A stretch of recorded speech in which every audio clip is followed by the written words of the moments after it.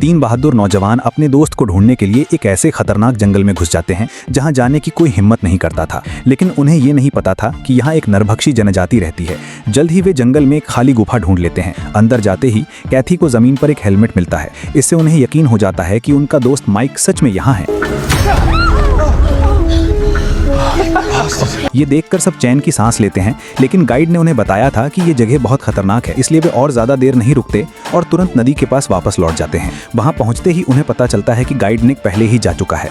ये देखकर वे सब बहुत गुस्सा होते हैं, क्योंकि निक के बिना उन्हें वापस जाने का रास्ता नहीं मालूम था। लेकिन ज्यादा देर रुकना खतरनाक था, इसलिए वे तुरंत अपनी कश्ती में बैठकर वहां से निकलने की कोशिश करते हैं। वे अभी ज्यादा दूर नहीं गए थे कि उन्हें किनारे पर निक की नाव दिख जाती है। दाढ़ी वाला आदमी पास जाकर देखता है और उसे नाव पर खून के धब्बे मिलते हैं। इससे वे समझ जाते हैं कि निक के साथ कुछ बुरा हुआ है। असल में कुछ देर पहले नदी के किनारे इंतजार करते हुए निक को जंगल से कुछ अजीब आवाजें सुनाई दी। उसे लगा कि शायद उसके दोस्तों पर कोई हमला हुआ है, इसलिए वो चाकू लेकर हिम्मत करके जंगल में चला जाता है। एक छोटे रास्ते पर चलते हुए उसे अचानक इंसानों के कपड़े से बने कुछ पुतले दिखते हैं। निक कुछ समझ पाता इससे पहले ही उसे महसूस होता है कि कुछ गलत है।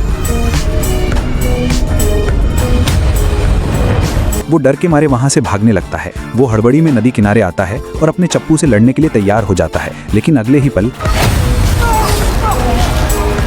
निक नरभक्षियों के हाथों मारा जाता है। ये देखकर डरे हुए तीनों लोग जल्दी जल्दी कश्ती से उस खतरनाक जगह को छोड़ना चाहते थे, लेकिन तभी एक पेड़ का तना उनके रास्ते में आ जाता है। शुक्र है कि वहां पानी ज्यादा गहरा नहीं था, इसलिए वे सब कश्ती से कूदकर उसे आगे धकेलने लगते हैं। लेकिन तभी एक दूसरा नरभक्षी सामने आ जाता है। बाकी लोग उसकी मदद के लिए दौड़ते हैं और अपनी कश्ती को भूल जाते हैं। आखिरकार सब मिलकर उस आदिम आदमी को पत्थर से मारकर गिरा देते हैं, लेकिन ये सब जंगल में छिपा हुआ एक और आदिम आदमी देख रहा था। कश्ती खोने के बाद वे सब पैदल ही वापस जाने का फैसला करते हैं, लेकिन गाइड के बिना उन्हें सही रास्ता नहीं मिल पाता और वे पूरा दिन भटकते रहते हैं। शाम होने पर वे एक जगह रुककर आराम करने का फैसला करते हैं। दोनों आदमी बारी बारी से पहरा देते हैं ताकि दोनों लड़कियां आराम कर सकें।